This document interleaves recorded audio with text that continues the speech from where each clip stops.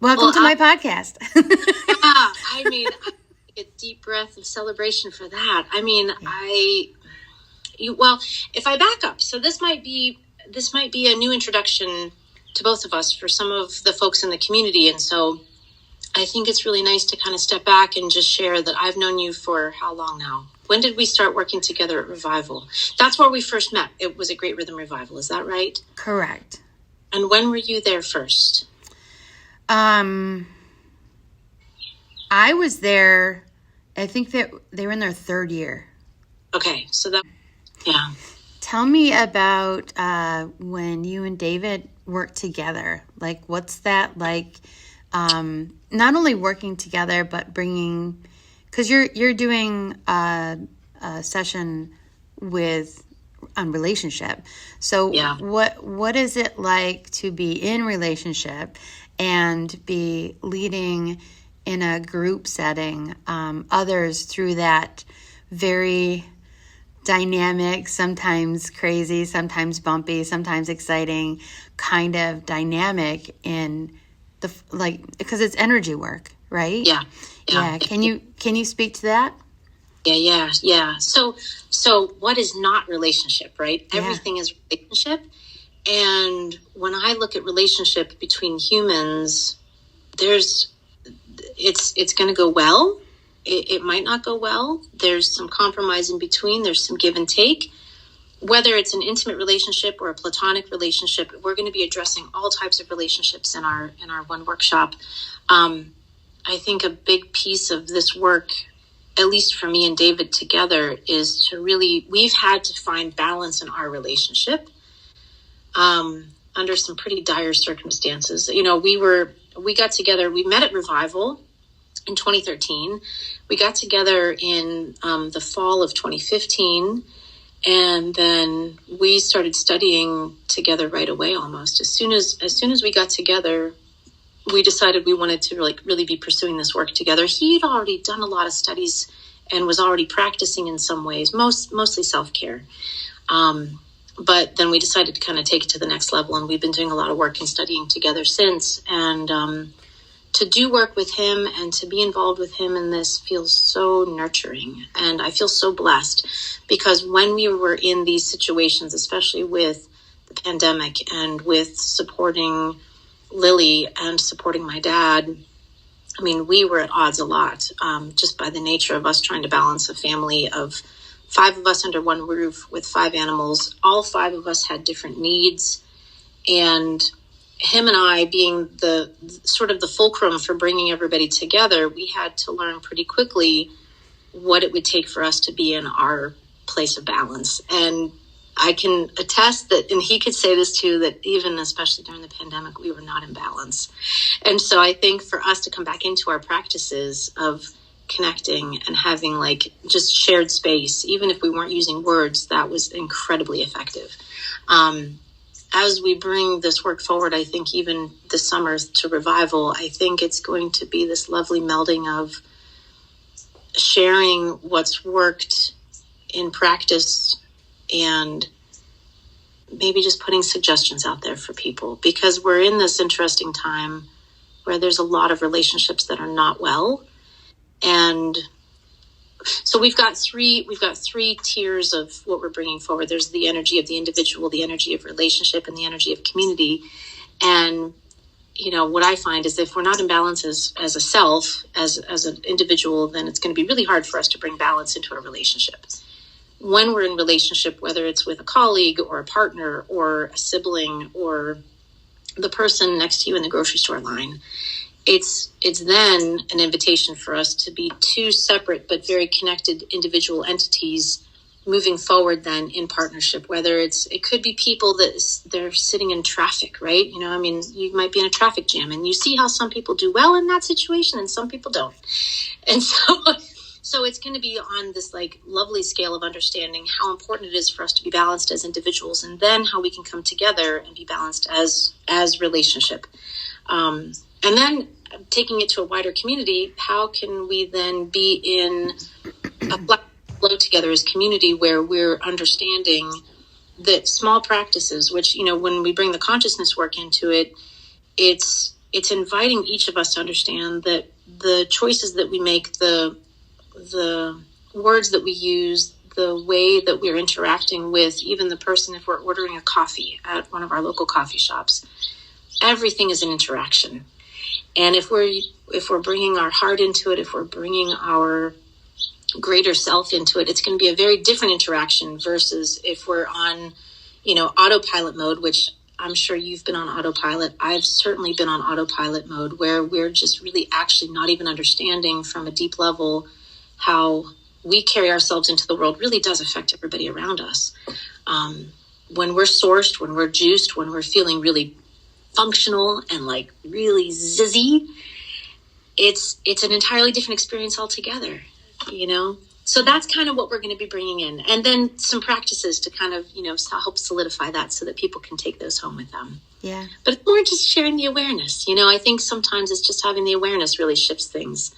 Yeah. So that's the huge piece. It's so small and so simple, and something we can do in this moment right now, just that level of awareness. And that's what it is that awareness is that first step towards whatever it is you're trying to achieve. Just this morning, and, I was in a quiet morning, busy house, lots of stuff going on. And so I just wanted to get the dishes done in my daughter-in-law's sink. And I get done with it, and I hear sniffling in the other room. And it's one of my grandsons, and he's on the tablet. He'd come down the stairs while I was doing dishes and went in the living room. And I go, well, good morning. He goes, good morning. And I said, you okay? He goes, were you mad when you were doing the dishes? And I said, no, why do you ask? Well, I just felt like you were mad when you were doing the dishes. So I just came right in here. And it made me pause to think, like, what made him think that? Because we hadn't said any words. I didn't even know he was downstairs. And I had to take a moment to reflect on, I was feeling this because I have an upcoming art show tonight in hours. And so I'm doing an artist talk I haven't prepared for. I'm doing a demonstration that I haven't started the canvas for. And I'm doing these dishes, and I'm just washing them, thinking about all the things I've got to do in this next. And to have him come down the stairs after, he's waking up, he's open, he's very sensitive, energy sensitive, and he picked up on that. And just that subtlety of, I was in thought process, and he picked up on that just coming down the stairs, just being aware of what we're bringing into the house, the home, the relationship is huge, and such small shifts that we can bring into our relationships or into an experience that we're either in charge of or just being a part of, or walking into a room, taking a moment to just do that wash, the energy wash, the thought reset. It changes not only our experience, but other people's experience, and then how we relate to each other is massively huge on how we walk through our days. Yeah. I agree, Sandy. I agree completely. And that's a great example. That's a perfect example, because these young ones, and this is what I'm saying, these young ones are so prepared to hold space for us. And how cool is that he could just be so truthful with you and be like, well, this is what I'm perceiving. Is this true? And you're like, oh, okay, here we are. Let's have a conversation about this. That is it. That's the magic. And I think, the meeting point of all of this is really clear communication. I think we need clear communication. And this is where, for me, especially with writing, I love the editing process through this, to be aware of how we're sharing words and the tone through which we're sharing words. It's so important. It's so important, because I know, I grew up in a household where anger was the norm. And I learned how to read those subtle cues, right? So you listen for the footfalls, you listen for how the dishes are being done, you learn for doors are closed and windows are opened. Same, yeah. Right? And you become aware of the very small, tiny little subtle things. And then as I've become an adult, especially once I became a parent, I realized I had a choice point to be on autopilot and to be reactive, or I could be present and I could it comes back to taking care of myself in gentle ways, realizing that by doing small things, I am affecting everybody else around me. Yeah. I mean, you've got this gorgeous, delicious, big way of being. I have a gorgeous, delicious, big way of being. You know, I've not seen you angry, but I can only imagine, like, what would Sandy be like when she's angry? Because I can tell you, when I'm angry, everybody knows I'm angry. Yeah, so same. Yeah. You know, yeah. It's hard to miss. So, you know, if we're out of balance and if we're, I mean, you know, you have such this big, beautiful, mothering, nurturing presence about you.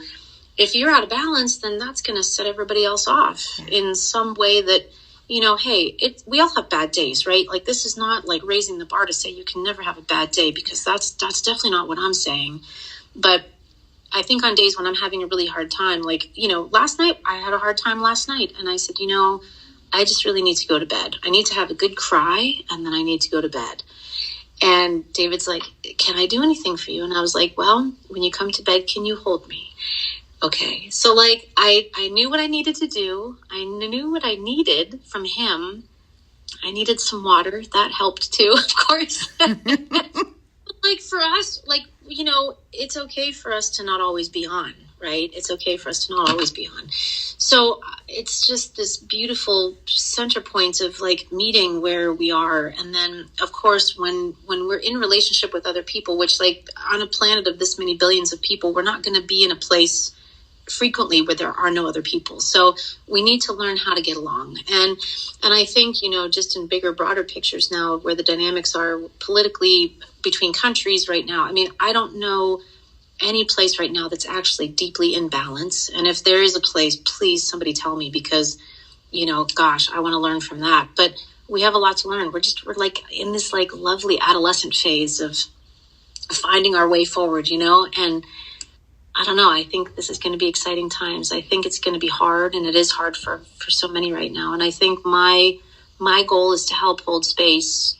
in a sacred way so that others can just be themselves when they don't have to have their armor on and their shields up and their swords ready.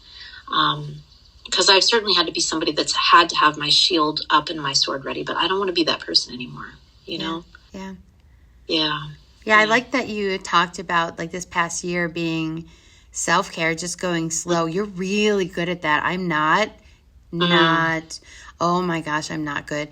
So going slow for me is painful. Unless I'm painting, unless I'm in, like, a meditative journey or doing some kind of self-care, and it feels, like you say, it feels delicious. But you did kind of step back into that topic of, so when we are people of service and caregivers, and you and I have been in that role, like, deep in the role of, and very often just not having choice to care for ourselves, not being able to just step out or leave that role, and then just plowing forward is like, it's almost like this executive function, you know, malfunction. It just does not work. And so you just push forward. And I actually, there's a part of my book where I talk about, I feel like I was frustrated for like 5 years, maybe 4. And it was after my son passed, and I needed to not go slow.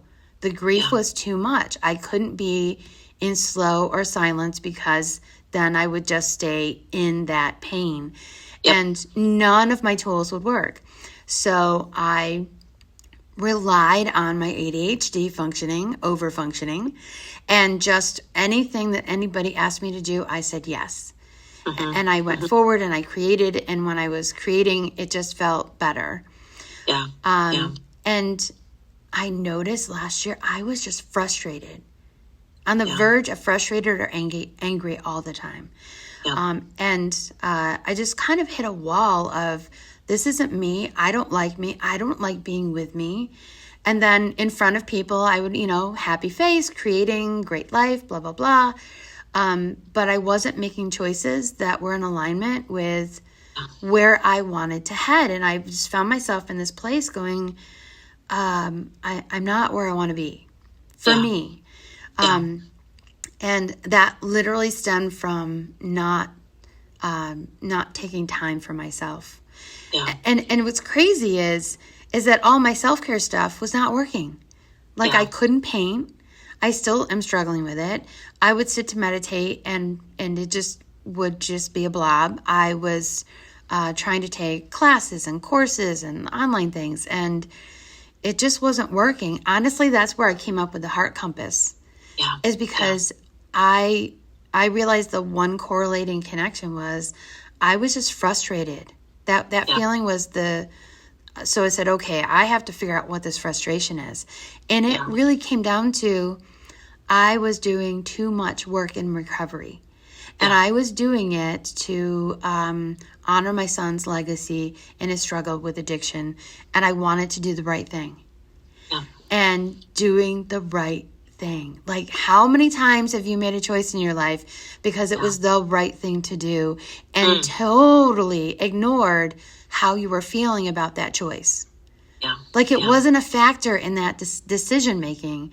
Yeah. And then if you can take a moment to just like, what's that timeline look like from before that decision came to be, the opportunity of having that decision made, and then the steps that followed and how you felt during that whole process and then afterwards looking back, like, what have I been doing?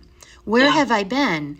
Like, almost like you stepped aside to do the thing, and then asking myself, like, why did I step aside? Because when I step aside, I am not being fully of service to myself or others. Like, during that time, I was completely energetically absent from my community here. I was maintaining, I was growing the business. But energetically, when I sit next to somebody and really give them my time, that piece of me was not authentic. Yeah. And so when I stepped back and all I did was I made a decision. I said, I need to stop this. I need to be me again. And poof, the book came out because I reintroduced myself to me. I found my relationship to myself. I could be in stillness. I could just sit and breathe. And this little 8 by 8 foot building that I spent days on end felt like I could fit the whole world in it. You know, it just felt like I was so connected to myself. I was able to connect with other people. And I think that's important for people to hear because there are so many people doing the work, being of service, caregiving, moms, dads, people in roles of being responsible for other people where we put ourselves aside. And what is that really sacrificing? It's not... It's not the sacrificing that we think of, well, moms sacrifice for their kids and things like that. It's really sacrificing who we're showing up as. And I think that's the work we do. We highlight, slowing down, being aware, being present, taking a breath, and how that's not something that we do like on some retreat we go to in August or in fall or winter when we need to find that time. It's really how we realign and connect with what we're showing up as for ourselves and the people around us. And as you talked about, the world.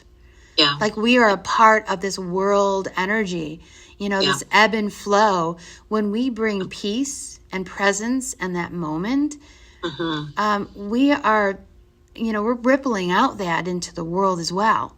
Ooh, that was a good one. I literally just had, as you were saying that, I was like, there's a ripple effect. And of course you said that. It's true. I mean, it's true, especially when you're putting yourself out there in community. Even for a person who wants to sit quietly in a library, there's a ripple effect for someone like that as well, too, for the people around them. There's so many great things you just said. There's so many great things. I want to come back around real quick. Sometimes self-care means action.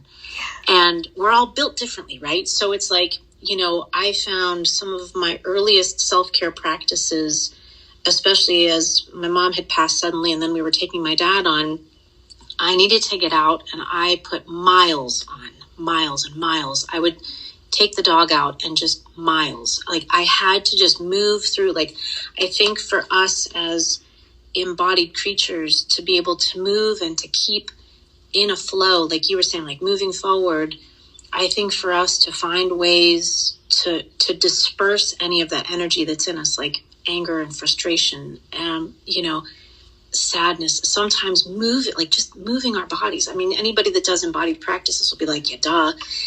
I mean, we're material creatures, as long as we're still in these bodies, we're material creatures. Yeah, but it's not the norm. It's not the norm to move it from our body. And look at you, they can't see you. So you're tapping your body like every couple minutes, like right now you need to move something. Yeah. Moving is good. Action is good. And I think it's like finding that balance with what works best for you. And I enjoy that you brought anger and frustration forward, because I think you've got a good dose of wood energy in you. I don't know how much we've talked about the 5 elemental rhythms, but in traditional Chinese medicine, they work with these beautiful rhythms. And wood energy people are doers. Like they're the builders, they're the doers. They're like these like gorgeous visionaries that can like just be in that place of like, I see what you're doing as such gorgeous, balanced wood energy. Like you're building and you're bringing things to your community and you're being of service. And when there's a disruption in that system, anger and frustration can be things that come forward for you. And sometimes that anger is directed outwards and sometimes it's directed inwards. But either way, finding a balance in that place that's key, right? Yeah. I'm earthy, watery person. So for me, I'm a touchy, feely, tactful, like textural. I'm a weepy person, so like if I'm feeling anger and frustration, like look out, because then I'm really out of balance. But I can get into a place where I feel very quiet and very despondent. Like it's almost like, you think about mud. Like if my earth and water energies are out of balance, I feel like I am just literally stuck in the mud. And then my emotions obviously follow that as well too. So however we find balance, I mean, it is one of those things that is the magic, and we could talk for hours about these things, right? Yeah. But finding tools, I'm excited to work through your heart compass tool. Like I really want to do that, because the heart, for me, heart is like I'm a heart-oriented person. I use heart in my language a lot. I'm holding space for you in my heart. I love you from my heart. And so having a heart compass, I'm like, I need one of those. So yeah, I'm excited to work through this, Sandy. This is going to be really fun as we move forward in this work together. There's so many delicious things happening. And I think when I hear you sharing how you're moving in the world, I've always felt this immense appreciation for how honest you are and how real you are. You're not sugarcoating things. I really appreciate that. You show up as you are in the world. And I think we all need to understand that it's okay for us to do that. And I've not surrounded myself with a lot of people that aren't that way, I find. But when I do come across someone who's less, I think there's a sense of guarding that someone might have, right? Which I know a lot of us can be pre-programmed to guard ourselves. And what I feel in those situations is like, I'm sorry that you feel that you have to do that, but wow, like if you want to, like, let's get down to the basics again. Like, let's bring you back to that place where you don't have to be guarded. Yeah. I mean, because once that fortress has been sort of dismantled in gentle ways, it's like, God, like the life inside of this then can shine and blossom and permeate in a way that when the fortress is built, it's just not possible, Yeah, you get to see the person, know the person, and feel that expression of just pure light. Yeah. Big time. Yeah, that's a real joy that I find. And I think without working one-on-one with clients, that's one thing that I've really missed. But I've found that even in holding space in a larger community sense, which is such a delight. I mean, there's just such a delight that happens in that connection. Yeah, I don't know. I love it. I see it all the time here in the studio. Like so when, because I've been teaching this for so long, and because art is my self-care, it just is, it's the format in which I see people and relate to people and can connect on a spiritual level, which is why my book's called Creating with Spirit. But when someone sits down to draw, their guard is down.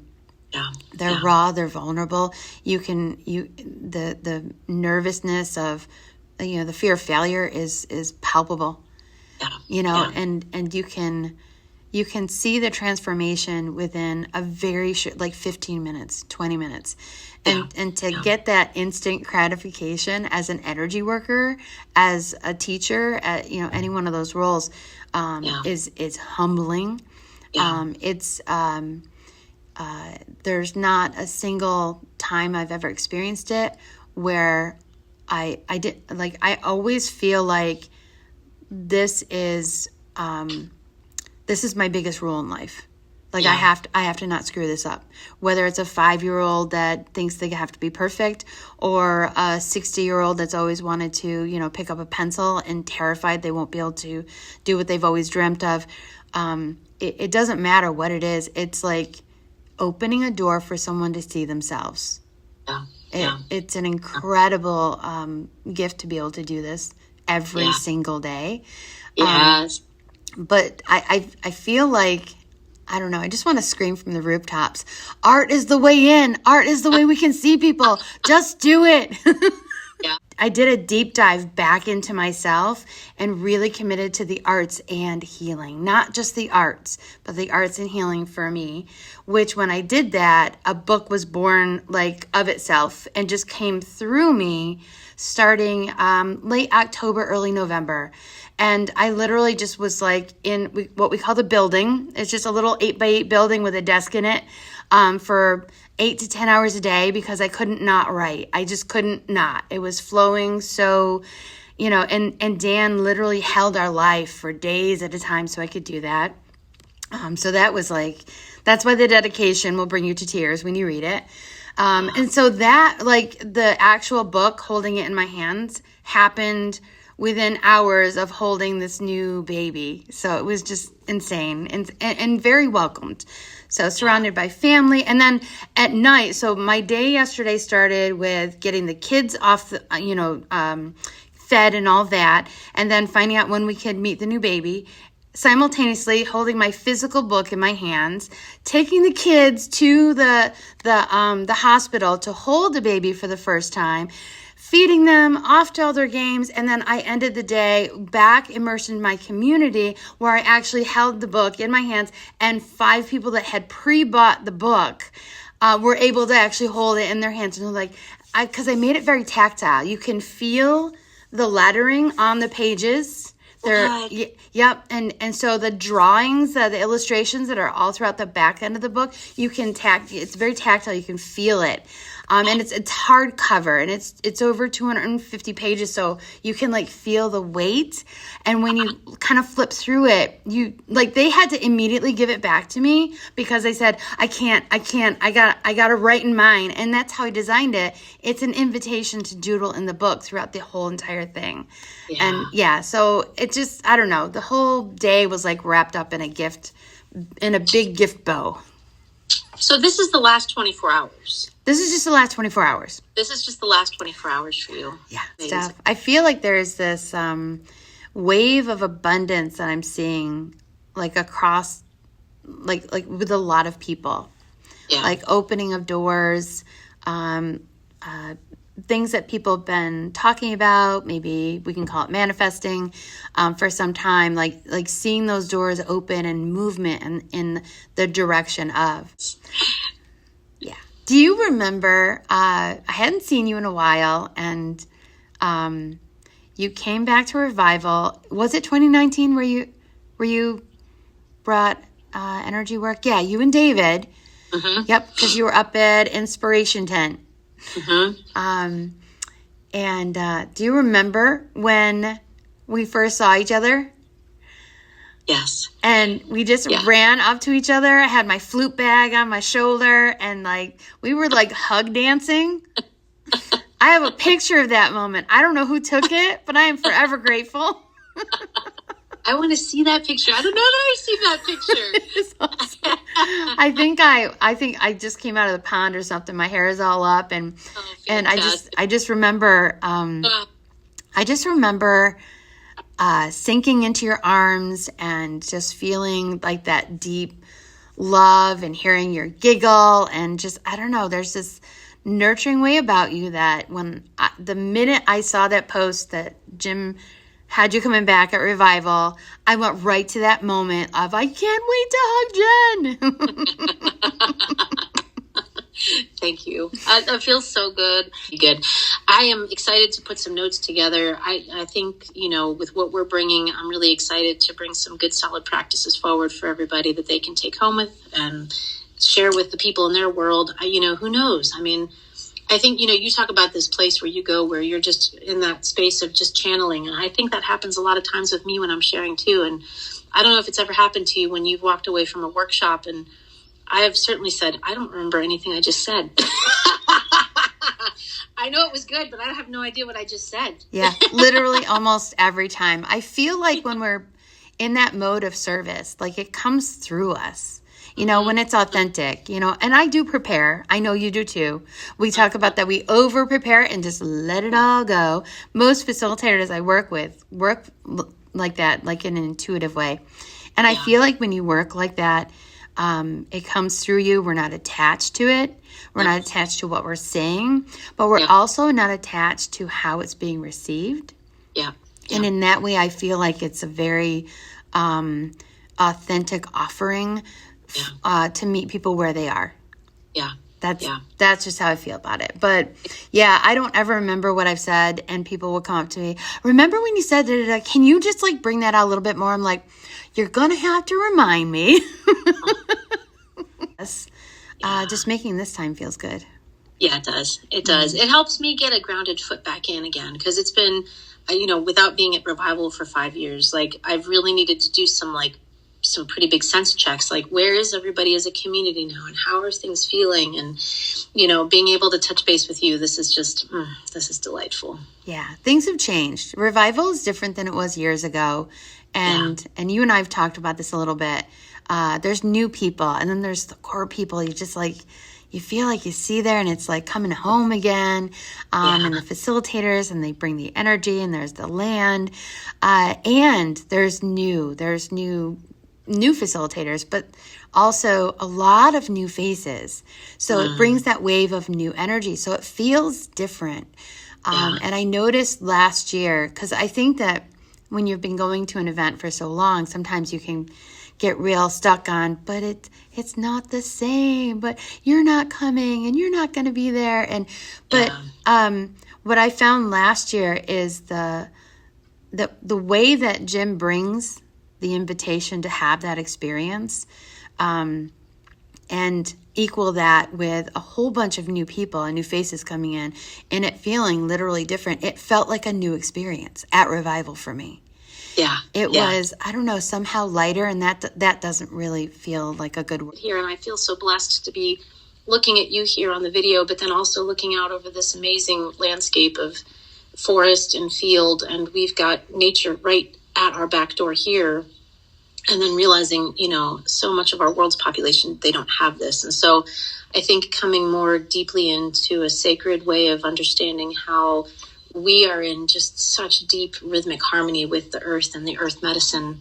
I think that has been a thread that I've carried for as long as I can remember, even from the time I was tiny. One of my first memories is of running through the woods, and I don't know how old I was at that point, maybe 3 or 4 years old, barefoot. I never had shoes on when I was little, right? I don't have shoes on now. I'm just always barefoot. And when I'm outside, it's just one of those things that I'm really loving, and I'm cherishing this connection that we have with the planet, and that what can I do to help sustain us as humans, and what can I contribute to help sustain us as a planet too? I don't know. Yeah.